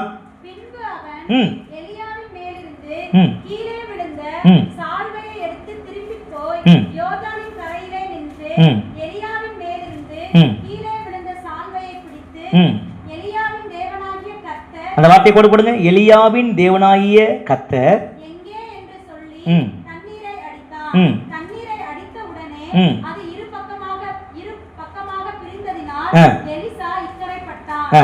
எரிகோவில் ம். பார்த்துக்கொண்டு நின்ற தீர்க்கதரிசிகளின் ம். புத்திரர் அவனை கண்டவுடனே ம். எலியாவின் ஆவி ம். எலிசாவின் மேல் இறங்கி இருக்கிறது என்று சொல்லி அவனுக்கு எதிர்கொண்டு போய் ம். தரைமட்டும் குனிந்து அவனை வணங்கி போதும். ஆண்டவருடைய பரிசுத்த நாமத்திற்கு மகிமை உண்டாகட்டும். நமக்கு தெரியும் எலியா ஒரு பெரிய தீர்க்கதரிசி. ஆண்டவருடைய நாமத்திற்கு மகிமை உண்டாகட்டும். பல அற்புதங்களை எலியா மூலமாய் தேவன் செய்தார். ஆமென் சகோதரர். எலியாவை கொண்டு கர்த்தர் தம்முடைய வல்லமையை பல இடத்துல நிரூபித்ததை வேதத்தில் வாசிக்க முடியும். எலியா செய்த அற்புதம் எத்தனை உங்களுக்கு தெரியுமா? எலியா செய்த அற்புதம் எத்தனை தெரியுமா? அப்படி நாங்கள் வாசித்தது இல்லைங்கிறீங்களா? சரி. எலியா 8 அற்புதங்களை செய்தார். 8 அற்புதங்களை எலியாவை கொண்டு ஆண்டவர் செய்தார். சரியா? ஆண்டவருடைய நாமத்திற்கு மகிமை உண்டாகட்டும். அவர் மழையை மழையை நிறுத்தினாரு. திரும்ப மழை பெய்ய ஜெபம் பண்ணாரு. சரியா? காகத்தை கொண்டு கர்த்தர் அவரை போஷித்தாரு. ஒரு சாரிபாத் விதவை வீட்டில் பார்த்து சொன்னா எண்ணெய் இல்லை, மாவு குறைய ஆரம்பிச்சது. அங்க போய் என்ன செய்யணும்? இப்படி 8 விதமான தேவனுடைய வல்லமையை எலியா மூலமாக கர்த்தர் மகிமைப்படுத்துறாரு. அப்போ இந்த அற்புதங்களாம் கூட இருந்து பார்த்தவர் யாருன்னா இந்த எலிசா. ஆமே. எலிசா எலியா மூலமாக கர்த்தருடைய வல்லமையை நிரூபிக்கிறத அங்க அவர் பார்த்துட்டே இருக்கிறார். ஸ்தோத்திரம். இப்போ திடீரென எலியா சொல்றாரு, நான் எடுத்துக்கொள்ளப்பட போகிறேன் அப்படின்னு சொன்னா எலிசா சொல்றாரு. அப்போ இவ்வளவு நாளுக்கு பார்த்துச்சுன்னா எலிசாவுக்கு எந்த கவலையும் இல்லை. ஏன்னா அவருக்கு வேலையை எலிசா கூடயே போகணும், எலியா கூடயே போகணும். அவருக்கு கைக்கு தண்ணி ஊற்றினா போதும், அவருக்கு பணிவிடை செஞ்சா போதும். அதுதான். இப்போ என்ன ஆகி போச்சுன்னா சொல்றோம், எலியா எடுத்துக்கொள்ளக்கூடிய காலம் வந்தபோது எலிசாவுக்குள்ள ஒரு பெரிய ஆசை, இந்த எலியாவுக்குள்ள இருக்கிற அந்த வல்லமை எனக்கு எப்படி வேணும் தெரியுமா? ரெட்டிப்பா வேணும், 2 மடங்கு வேணும். அவர் 8 அற்புதம் செஞ்சா, நான் 16 செய்யணும். ஆமென். ஹல்லேலூயா. இதுதான் எலியாவுக்கு ஒரு பெரிய ஒரு தாகம். ஸ்தோத்திரம். ஆண்டவருடைய நாமத்திற்கு மகிமை உண்டாகட்டும். இப்போ என்ன நடக்குது பாருங்க. இந்த இந்த இந்த இந்த எலியா அவர் தொடர்ந்து போயிட்டு இருக்கிறாரு. எலிசா இந்த வரங்களை பெற்றுக்கொள்ள, தேவனுடைய வல்லமையை பெற்றுக்கொள்ள அவர் பின்னால போயிட்டே இருக்கிறார். இப்போ யோர்தானுக்கு போயிட்டாங்க. யோர்தானை போனா எலியா என்ன பண்ண தெரியுமா? அவர்கிட்ட சால்வை எடுத்து முறுக்கி அந்த யோர்தானை அடிச்சாரு பாருங்க. யோர்தான் 2ஆ பிளந்துச்சு. இவங்க கடந்து போயிட்டாங்க. யோர்தானுக்கு அக்கறைக்கு போனா திரும்ப யோர்தான் பிளந்தாதான் என்ன செய்ய முடியும்? இக்கரைக்கு வர முடியும். சரியா? எலிசாவுடைய நிலைமை யோசித்து பாருங்க. எலியாவின் பின்னாலே போயிட்டாரு. என்ன சந்தேகம் வந்துக்கலாம்? ஆத்தாடி எப்படி நம்ம திரும்பி வர்றது? என்ன நம்ம எப்படி திரும்பி வருவோம்? ஆனா பாருங்க, எலிசாவுக்குள்ள அந்த பயமே இல்லை. ஒரு ஆமென் சொல்லுமா? அல்லேலூயா. இன்னைக்கு உங்க வாழ்க்கையில இதுவரை வந்துட்டீங்க, இனி எப்படி ஆகும், இனி எப்படி நடக்கும், ஏதோ ஒரு கவலையில வந்திருக்கலாம். நீங்க கவலைப்பட வேண்டாம். எலியாவின் தேவன் நம் மூலமாக கர்த்தர் தம்முடைய வல்லமையை விளங்க பண்ண போதுமான தேவனா இருக்கிறார். ஆமென். அல்லேலூயா. எலியாவின் அவர் பேரோடு அவர் தன்னுடைய தேவன் என்று சொன்ன ஆண்டவர். இங்க பாத்தீங்கன்னா எலியா அந்த யோர்தான் அடிக்கிறாரு. அந்த யோர்தான் 2ஆய் பிளக்கிறது. கர்த்தர் இது மூலமாக கர்த்தர் மகிமைப்படுகிறார். இதே போல இந்த மாசத்துல கர்த்தர் உங்க மூலமாக கர்த்தர் தம்முடைய வல்லமையை ஆண்டவர் மகிமைப்படுத்த கர்த்தர் போதுமான தேவன். இப்போ என்ன நடக்குதுன்னா, எலியாவுடைய ஊழியம் நிறைவேற்றி முடித்த பின்பதாக அவர் இந்த உலகத்தை விட்டு எடுத்துக்கொள்ளப்படுகிற ஒரு நாள் வருகிறது. ஸ்தோத்திரம். இப்போ எலிசாக்கு ஒரு ஆசை, நான் எலியாவை போல தேவனுக்கென்று வல்லமையாய் நான் பயன்படுத்த வேண்டும் என்று இங்க எலிசா விரும்புகிறார். ஆண்டவருடைய நாமத்திற்கு மகிமை உண்டாகட்டும். அப்போ அப்படிப்பட்ட ஒரு சூழ்நிலை பார்த்தீங்கன்னா இந்த எலிசா இந்த உலகத்தை மறந்து அவர் ஆண்டவரை தொடர்ந்து அவர் பின்பற்றி போகிறதை நாம் பார்க்கிறோம். இதே போல நம்ம இந்த உலகத்துல ஆண்டவன் நம் மூலமாய் தேவனுடைய வல்லமையை விளங்க பண்ண வேண்டுமானால் நாம் பின்பற்ற வேண்டியது ஒரே ஒரு நபர் யாருன்னா நம்முடைய ஆண்டவராகிய தேவனை மாத்திரம் பின்பற்றி நடக்கணும். அல்லேலூயா. அன்னைக்கு எலிசாவுக்கு எலியா எப்படின்னு சொன்னா அவர் பெரிய தீர்க்கதரிசி இருந்தாரோ, அதே போல இன்றைக்கு இயேசு கிறிஸ்து நமக்கு இருக்கிறாரு. அவர் தான் எலியாவின் தேவனா இருக்கிறாரு. அவரை ஒவ்வொரு நாளும் நாம் பின்பற்றுகிறவர்களாய் நாம் காணப்பட வேண்டும். கை வைத்து அமைச்சரும் அல்லேலூயா. நல்ல உற்சாகம் அல்லேலூயா. நல்ல சத்தத்தை வைத்து அல்லேலூயா. ஆண்டவருடைய நாமத்திற்கு மகிமை உண்டாகட்டும். எனவே எலியா மாறி போகலாம், ஆனா எலியாவின் தேவன் ஒரு நாளும் மாறாதவர். ஆமென். எனவே நம்ம செய்ய வேண்டிய ஒரே ஒரு காரியம் என்னன்னா, இந்த எலியாவை தொடர்ந்து பின்பற்றி போனது போல நம்முடைய வாழ்க்கையிலும் நாம் தொடர்ந்து கர்த்தரை பின்பற்றுகிற ஒரு தேவனுடைய பிள்ளைகளாக நாம் காணப்பட வேண்டும். எப்படி ஆபிரகாம் இடத்துல அந்த தேவையை சந்திப்பதற்கு 2 விதமான காரியத்தை நம்ம தியானிச்சோமோ, அதே போல இந்த எலிசாவிடத்துல 2 காரியத்தை நம்ம தியானிக்க முடியும். 2 காரியத்தை நம்ம பார்க்க முடியும். இப்படி தேவனுடைய வல்லமையை கர்த்தர் விளங்கப்படுவதற்கு எலிசாவிடத்துல கர்த்தர் காணப்பட்ட ஒரு காரியம் தெரியுமா? முதலாவது, தன் எஜமானாகிய எலியாவை உத்தமமாக உண்மையாக பின்பற்றி வந்தார் எலிசா. ஆமென், ஸ்தோத்திரம். நம்ம மூலமாய் கர்த்தர் தம்முடைய வல்லமையை நிரூபிக்க வேண்டுமானால் நம்மகிட்ட ஆண்டு எதிர்பார்க்கிற காரியம், ஆண்டவரை உண்மை உத்தமமாய் பின்பற்ற வேண்டும். நல்ல கை வைத்து ஆமென் சொல்லாமே, உச்சம் அல்லேலூயா. இந்த தன்னுடைய எலியாவின் மேல அவருக்கு உண்மை, அந்த உத்தமமாய் பின்பற்றுகிற ஒரு அனுபவம் காணப்பட்டது. 2வது பதிச்சோன்னா ஸ்தோத்திரம் இல்லையா, இந்த எலிசாவுக்கு தேவன் மேல ஒரு உறுதியான விசுவாசம் உள்ளவராக இந்த எலிசா காணப்பட்டார். இதை மட்டும் நம்ம தியானிக்க போகிறோம். ஆமென், ஸ்தோத்திரம் இல்லையா. இன்னைக்கு நம்முடைய வாழ்க்கையில ஸ்தோத்திரம், எலியா யார் தெரியுமா? இயேசு கிறிஸ்து தான் நமக்கு எலியாவா இருக்கிறார். அவருடைய அடிச்சுவடுகளை நாம் ஒவ்வொரு நாளும் பின்பற்ற வேண்டும். அவரை நாம் உறுதியாக நாம் நம்ப வேண்டும். ஸ்தோத்திரம் இல்லையா. அதைத்தான் கர்த்தர் நம்மிடத்துல எதிர்பார்க்கிறார். ஸ்தோத்திரம் இல்லையா. ஒரு வசனத்தை வாசிக்கலாமா? அதே 2 ராஜாக்கள் புஸ்தகம் 2ஆம் அதிகாரத்துல 1ஆம் வசனத்திலிருந்து 6 வசனங்களை நம்ம வாசித்தா எலிசா எப்படி இந்த இங்கே பார்க்கிறோம். இந்த எலிசா எலியாவை பின்பற்றி அவர் போகிறார். அதாவது கில்காலுக்கு போறாங்க, கில்கால்ல இருந்து பெத்தேலுக்கு போறாங்க, பெத்தேல்ல இருந்து எரியோக்கு போறாங்க. ஆனா யோர்தான் வர இந்த எலிசா எலியாவை உண்மையும் உத்தமமாக பின்பற்றி போனார். ஆண்டவருடைய பரிசுத்த நாமத்திற்கு மகிமை உண்டாகட்டும். இதே போல நம்முடைய வாழ்க்கையில ஆண்டவரை ஆண்டுடைய வருகை வரை ஆண்டவரை உண்மை உத்தமமாக நம்ம ஆண்டவரை பின்பற்றி நம்ம போக வேண்டும். ஸ்தோத்திரம். இங்க பாருங்க, எலிசா பின்பற்றி வரும்போது ஒரு கூட்டம் இருந்துச்சுன்னா, எலிசாவை பின்னோக்கி இழுக்கிறதுக்கு அவரை வந்து இருந்துச்சுன்னா, உனக்கு தெரியுமா உன் எஜமான் நீ என்ன செய்வ, நீ என்ன பண்ணுவ, அவரை இந்த எலிசாவை மட்டம் தட்டி பேசுறாங்க. ஸ்தோத்திரம். ஆண்டவரை பின்பற்றும் போது சில நேரத்தில் சில ஏமாற்றங்கள், சில போராட்டங்கள், சில கண்ணீர், சில உபத்திரவங்கள் சுத்திரம் எல்லாம் வரும். சில அவிசுவாசமான வார்த்தைகள் வரும். ஆனா பாருங்க, எலிசா சொன்ன ஒரே ஒரு வார்த்தை, எனக்கு தெரியும். நீங்க சும்மா இருங்க, சத்தமா சொல்லுங்க, எனக்கு தெரியும். யாராவது உங்களோட அவிசுவாசமா ஆண்டவர் இதை செய்வார் நீங்க விசுவாசமா இருக்கும்போது, அது எப்படி நடக்கும்? உனக்கு இது எப்படி நீ செய்வ? இது எப்படி உன்னால் செய்ய முடியும்? உனக்கு என்ன திறமை இருக்குது, என்ன தகுதி இருக்குது? ஒரே ஒரு வார்த்தை, எனக்கு தெரியும். சொல்லுங்க, வாயை அடைச்சிருங்க. இல்ல நம்ம அதான் சொல்றவங்கள, அவிசுவாசமா பேசுறவங்கள நீங்க பாருங்க. எலிசாவை எத்தனை பேர் சொன்னாங்க, என்ன செய்வ, உன் எஜமான் எடுத்துக்கொண்டு இதுவரை உன் எஜமான் நம்பி இருந்த எஜமான் பல அற்புதம் செய்தாரு, அவரை கொண்டு கத்த தம்முடைய வல்லமை விளங்க பண்ணாரு, இனிமே என்ன செய்வ, இனிமே என்ன பண்ணுவ? ஒரே வார்த்தை, எனக்கு தெரியும். நம்ம ஊர்ல நிறைய பேர் ஆட்கள் இருப்பாங்க, அப்படி நம்ம தெருவில் நிறைய பேர் இருப்பாங்க, நம்ம வேலைஸ்தர் நிறைய பேர் இருப்பாங்க. யாராவது ஆண்டவரை பின்பற்றி வரும்போது நம்மளை பின்னுக்கு இழுக்கிற மாதிரி ஆண்டவரை வழிவிலக பண்ண மாதிரி பண்ணாங்கன்னா, நம்ம சொல்ல வேண்டிய ஒரே ஒரு வார்த்தை, எனக்கு தெரியும், சும்மா இருங்க. இல்லையா? அப்பதான் கர்த்தரை உண்மை உத்தமமா பின்பற்ற முடியும். விசுவாசிக்கிறீங்களா? அல்லேலூயா. நான் சொந்த பந்தமா இருக்கலாம், நம்ம கூட பிறந்தவங்களா இருக்கலாம், சமுதாயத்தை எத்தனை பழகமா இருக்கலாம். ஆண்டவரை பின்பற்றுகிற காரியத்துல உங்களை பின்னோக்கி இழுக்கிறவங்களா இருந்தாங்கன்னா, நீங்க சொல்ல ஒரே ஒரு வார்த்தை, எனக்கு தெரியும், நீங்க சும்மா இருங்க. ஹல்லேலூயா. அப்படி சொல்லி பாருங்களேன், திரும்ப பேசவே மாட்டாங்க. ஆமென், ஹல்லேலூயா. அப்பதான் நம்ம கர்த்தரை உண்மை உத்தமமாய் பின்பற்ற முடியும். ஹல்லேலூயா. இந்த எலிசாவை சொன்னவங்க சும்மா சாதாரணமான ஆட்கள் இல்ல, இவங்க தீர்க்கதரிசி புத்திரர்கள் சொல்லப்பட்டிருக்கு. ஸ்தோத்திரம். ஹல்லேலூயா. அப்போ இவங்க தீர்க்கதரிசி சொன்னவங்க தான். சில நேரத்தில் சில விசுவாசிகளே உங்களை பின்னோக்கி இருக்கிற ஆட்களா இருப்பாங்க. ஆனா அவங்க வார்த்தையை நம்ம செவி கொடுக்க கூடாது. கர்த்தர் என்ன நம்மகிட்ட சொல்றாரோ அதுக்கு அப்படியே கீழ்ப்படிய வேண்டும். ஆமென் சொல்லுங்க. ஹல்லேலூயா. நீங்க அந்த வசனத்துல 3ஆம் வசனத்தை வாசிங்களேன். 3ஆம் வசனத்தை பாருங்க. 3ஆம் வசனத்தை வாசிங்க. அந்த 2ஆம் அதிகாரம் 3ஆம் வசனம். அப்பொழுது பெத்தேலில் இருந்த தீர்க்கதரிசிகளின் புத்திரர் எலிசாவினிடத்தில் வந்து, இன்றைக்கு கர்த்தர் உனக்கு தலைமையாய் இருக்கிற உன் எஜமானை உன்னை விட்டு எடுத்துக் கொள்ளுவார் என்பது உனக்கு தெரியுமா என்றார்கள். அதற்கு அவன், எனக்கு தெரியும், சும்மா இருங்கள் என்றான். போதும். ஆண்டவருடைய நாமத்திற்கு மகிமை. பாருங்க, இப்ப இந்த வார்த்தையை சொல்லும் போது எலிசாவுக்குள்ள ஒரு சந்தேகமும், எலிசாவுக்குள்ள ஐயோ நம்ம என்ன செய்வோம், என்ன ஒரு குழம்பக்கூடிய ஒரு சூழ்நிலை தான் அங்க வர வேண்டிய காரியம். ஆனா அதற்கு எலிசா இடம் கொடுக்கவே இல்லை. ஸ்தோத்திரம். அல்லேலூயா. ஆண்டவரை தொடர்ந்து பின்பற்ற முடியாத இருக்கிற தடைகளை எலிசா உடைச்ச மாதிரி இன்னைக்கு நம்ம வாழ்க்கையில ஆண்டவரை நம்ம வாழ்நாளெல்லாம் பின்பற்ற நம்ம அர்ப்பணிக்க வேண்டும். நல்ல ஒரு ஆமென். அல்லேலூயா.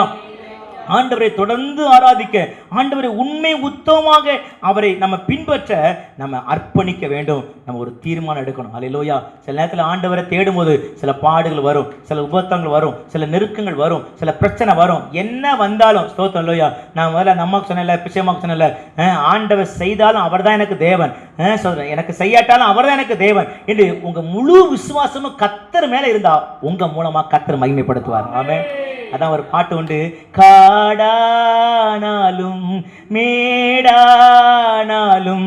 காடானாலும் மேடானாலும் தொண்டு செய்வே என் ஆண்டவர்க்கே, தொண்டு செய்வேன் என்றும், தொண்டு செய்வேன் என்றும், தொண்டு செய்வேன் என் ஆண்டவர்க்கே, தொண்டு செய்வேன் என்றும், தொண்டு செய்வேன் என்றும், தொண்டு செய்வேன் என் ஆண்டவர்க்கே. அவரை உண்மை உத்தமமாய் பின்பற்றி வரும்போது சில பிரச்சனைகள், சில போராட்டங்கள், சில பாடுகள், சில உபத்திரவங்கள், சில வியாதிகள், சில பலகீனங்கள் வாழ்க்கையில் வரலாம். ஆனால் என்ன வந்தாலும் இந்த எலிசா எப்படி எலியாவை தொடர்ந்து பின்பற்றி வந்தாரோ இதே மாதிரி ஒரு தீர்மானம், ஆண்டவரை என்ன வந்தாலும், காடானாலும் மேடானாலும் உங்களை தொடர்ந்து பின்பற்றி வருவேன். ஆமே ஸ்தோத்திரம். ஆண்டவர் யோபு சொன்னார்ல, கர்த்தர் ஆசு மனை சொன்னார், என்னையா இப்படி நடக்குது? கர்த்தர் கொடுத்தார், கர்த்தர் எடுத்தார். கர்த்தருடைய நாமத்துக்கு அவர் வாயினால அவர் பாவம் செய்யவில்லை என்று பேசுறது. அப்ப இந்த தேவப்பிள்ளைகளே, இன்னைக்கு நம்ம வாழ்க்கையில ஆண்டவரை பின்பற்றும் போது எத்தனை நெருக்கம், போராட்டம், பாடு, கஷ்டம், துன்பம் வந்தாலும் ஆண்டவரை உத்தமமாக பின்பற்றுறதுல ஒரு நாள் பின் வாங்கவே கூடாது. ஒரே ஒரு ஆமீன் தான் வருது. அல்லேலூயா. சோத்திரம். நன்மை செய்தாலும் அவரை ஆராதிப்பேன், நன்மை நடந்தாலும் அவரை ஆராதிப்பேன், நடக்கட்டாலும் அவரை ஆராதிப்பேன். அல்லேலூயா. சாத்ராக், மேசாக், ஆபேத்நேகோ சொன்னாங்க, நாங்கள் இடைவிடாத ஆராதிக்கும் எங்கள் தேவன் எங்களை தப்புவிக்க வல்லவனாக இருக்கிறாரு. அவர் தப்புவியாமே போனாலும் நாங்கள் அந்த பொருட்சலையை வணங்க மாட்டோம். ஆமென். கர்த்தரை தான் ஆராதிப்போம். இவ்வளோ ஒரு வைராக்கியம் பாருங்க. இன்னைக்கு நம்ம வாழ்க்கையில ஆண்டவரை பின்பற்றி வரும்போது பல தடைகள் வரும், பல பிரச்சனை வரும். ஆனால் இன்னைக்கு ஒரே ஒரு தீர்மானம், எல்லா ஞாயிற்றுக்கிழமை கர்த்தரை தேடுவேன். ஞாயிற்றுக்கிழமை 6 நாள் எனக்கு கர்த்தர் கொடுத்துருக்காரு, 7வது நாள் கர்த்தரை ஆராதிக்கிற நாள், அதை ஆண்டவர் கொடுத்துருவேன். அதுக்கப்புறம் என் காரியத்தை பார்ப்பேன். இப்படி ஒரு கர்த்தரை உத்தமமாய் பின்பற்ற உங்க இருதயத்தில் இன்னைக்கு ஒரு தீர்மானம் எடுக்கணும். ஒவ்வொரு நாளும் வாழ்நாளில் கடைசி மூச்சு வர ஆண்டவருக்காக உண்மையாக வாழணும்.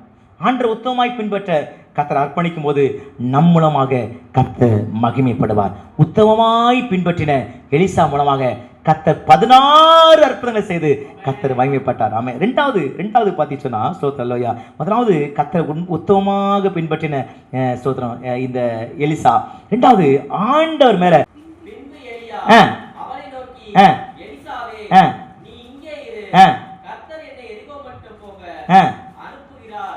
போதும். 6ஆம் வசனத்தை பின்பகுதி வாசிங்க. 6 முன்பகுதி. பின்பு எலியா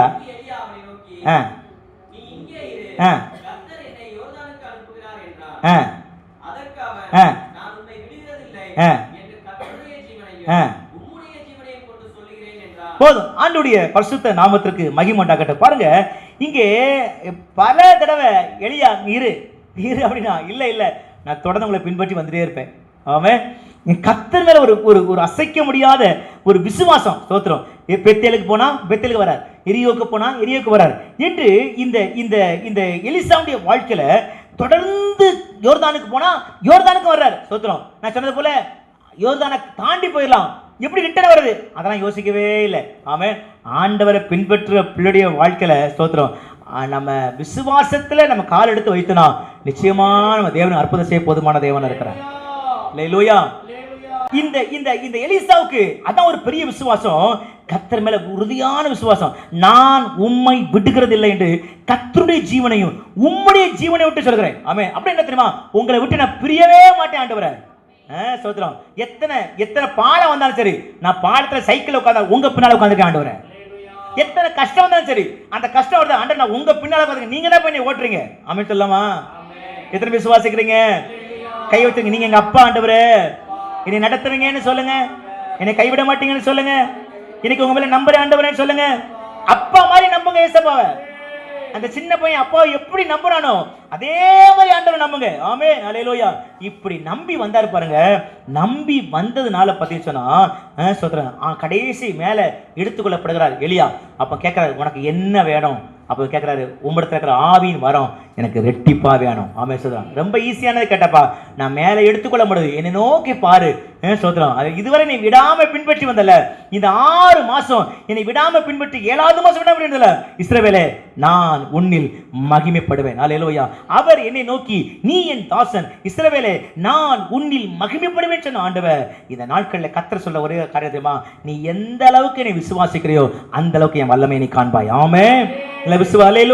எந்த அளவுக்கு என்னை உறுதியாய் பின்பற்றுகிறாயோ, எந்த அளவுக்கு விடாம பின்பற்றுகிறாயோ, ஸ்தோத்திரம். பல இடர்கள் வரும், பல வார்த்தைகள் சொல்லுவாங்க, பல நிந்தைகள் வரும், அவமானங்கள் வரும், பாடு வரும், உபத்திரம் வரும், வேதனை வரும். ஆனா இதன் நடுவிலும் நான் ஏறி உட்கார்ந்து சைக்கிள் யாத்திரமா எங்க அப்பா ஓட்டுறாங்க, நான் பின்னால் என்னை அக்கறை கொண்டு போய் சேர்ப்பான்னு விசுவாசித்தீங்கன்னா கர்த்தர் நிச்சயமாய் நீங்கள் எதிர்பார்த்தபடி கர்த்தர் தம்முடைய வல்லமையை விளங்க பண்ண தேவன் போதுமான தேவன் இருக்கிறார். அல்லேலூயா. விசுவாசம். அல்லேலூயா. நமக்கு தேவை 2 காரியம். கர்த்தர் தம்முடைய வல்லமையை விளங்க பண்ண வேண்டுமானால் ஆண்டவரை உண்மை உத்தமத்தோடு பின்பற்ற வேண்டும். 2வது ஸ்தோத்திரம், கர்த்தர் மேல ஒரு முழுமையான விசுவாசம், அசைக்க முடியாத ஒரு விசுவாசம் நம்முடைய வாழ்க்கையிலே காணப்படுமானால். ஆமென், ஸ்தோத்திரம். ஹல்லேலூயா. இந்த எலிசாவை பாருங்க, அந்த கரையிலே நின்று எலியாவின் மேலிருந்து கீழே விழுந்த சால்வையை பிடித்து, சேர்ந்து வாசிப்போமா? எலியாவின் தேவனாகிய கர்த்தர் எங்கே என்று சொல்லி தண்ணீரை அடித்தான். தண்ணீரை அடித்த உடனே இருபுறமாக பிரிந்ததினால் எலிசா அக்கறைப்பட்டான். ஆமென். கையை வைத்து அல்லேலூயா. தொடர்ந்து பின்பற்றினார் பாருங்க, கர்த்தரை விசுவாசித்து பின்பற்றினார் பாருங்க. இப்போ எலியா செய்த மாதிரியே கர்த்தர் அற்புதம் செய்கிறார்.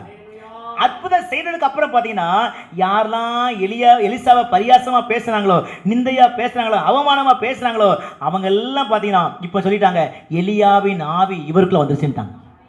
அல்லேலூயா. நீங்க ஆண்டவரை மட்டும் உத்தமமாய் பின்பற்றுங்க, ஆண்டவரை மட்டும் உண்மையாய் பின்பற்றுங்க, ஆண்டவரை மட்டும் விடாம பின்பற்றுங்க. ஸ்தோத்திரம். அல்லேலூயா. நீங்க விசுவாசத்தோடு கர்த்தரை பின்பற்றுங்க. ஒரு நாள் வரும், யாரெல்லாம் நம்மளை அற்பமா, நம்மளை பரியாசமா, நம்மளை பின்னோக்கி நம்மளை பேசின எல்லா கண்களுக்கு முன்பாக சொல்வார், உண்மையிலே ஆமென் ஸ்தோத்திரம், நீ ஆராதித்த உன் தேவன் உன்னை உயர்த்தினான்னு சொல்லுவார். ஆமென் சொல்லுமா? அல்லேலூயா. ஆண்டவருடைய நாமத்திற்கு மகிமை உண்டாகட்டும். நம்ம சகோதரி ஒருத்தங்க ஒரு சுவிசேஷம் ஒருத்தர் சொன்னாங்களாம். அப்போ அந்த சகோதரி நம்ம சர்ச்சைக்கு வர விசுவாசி வச்சாங்களாம், அக்கா நானும் உங்க கூட சபைக்கு வர்றேன் அப்படின்னாங்களாம். அப்போ எதை வச்சு நீங்க சொல்றீங்க அப்படின்னா, இல்ல சபைக்கு வந்து எல்லாரும் ஆசீர்வாதமா இருக்காங்க அப்படின்னாங்களாம். ஒரு ஆமென் சொல்லுமா? ஒரு உலகத்தார் சொல்ற வார்த்தை, சபைக்கு வருகிற எல்லாரும் எப்படி இருக்காங்க? ஆமென். நீங்க வேணா அந்த ஆசீர்வாதத்தை ருசிக்காம இருக்கலாம், ஆனா உலகம் உங்களை பார்க்குது. நான் சொல்லுகிறேன், இன்னைக்கு உலகத்துல யாரெல்லாம் உங்களை அற்பமா பேசுறாங்களோ, நீங்க ஆண்டவரை உண்மை உத்தமமாய் பின்பற்றினா, உங்க மூலமா எப்படி எலிசா மூலமா கர்த்தர் தம்முடைய வல்லமையை விளங்க பண்ணினாரோ, அதே ஜீவனுள்ள தேவன், அதே மாறாத தேவன், அதே ஜெபத்தை கேட்கிற தேவன் இன்றைக்கு நம்மோடு இருக்கிறார். அவர் சொல்றாரு, நான் உன்னை மகிமைப்படுத்துவேன். அல்லேலூயா. நீ என் தாசன், நான் உன்னை மகிமைப்படுத்துவேன். இஸ்ரவேலே நான் உன்னில் மகிமைப்படுவேன். ஆமென். எனவே நிச்சயமாய் கர்த்தர் நம்மை மகிமைப்படுத்துவார். நம்ம செய்த ஒரே ஒரு காரியம், உங்களை விடவே மாட்டேன்ப்பா, உங்களை தொடர்ந்து பின்பற்றுவேன் என்று விசுவாசத்தோடு வாழ்ந்தா நிச்சயமாய் கர்த்தர் நம்மில் மகிமைப்படுவார். ஆமென்.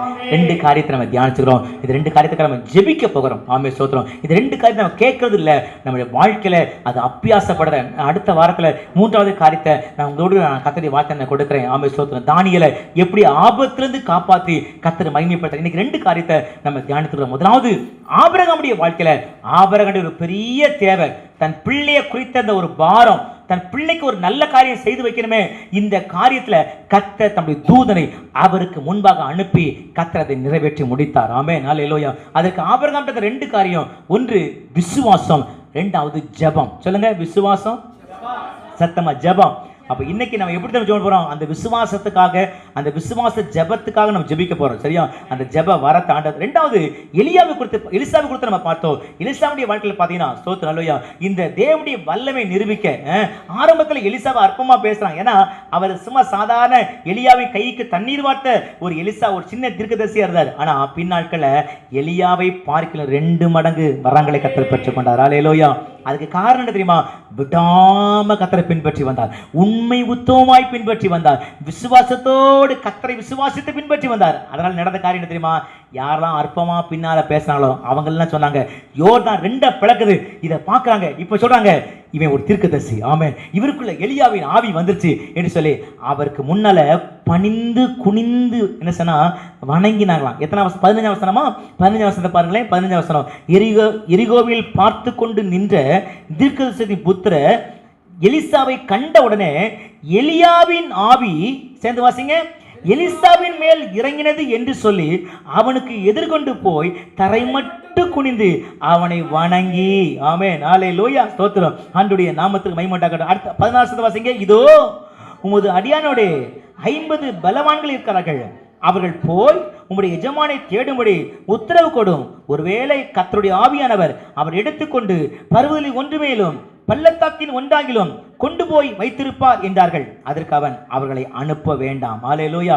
இப்ப பாருங்க, ஸ்தோத்திரம், சொன்ன உறுதியா சொல்றார், இல்ல வேண்டாம். அவன் அப்ப செய்ய வேண்டிய காரியத்தை எலிசா மூலமாக கர்த்தர் வல்லமை விளங்கப்படும். இதே போல கர்த்தர் இந்த மாதத்துல உங்க மூலமா நம்ம குடும்பத்தின் மூலமாக கர்த்தர் வல்லமை விளங்க பண்ணவர். எல்லா ஜெபம் பண்ணுமா?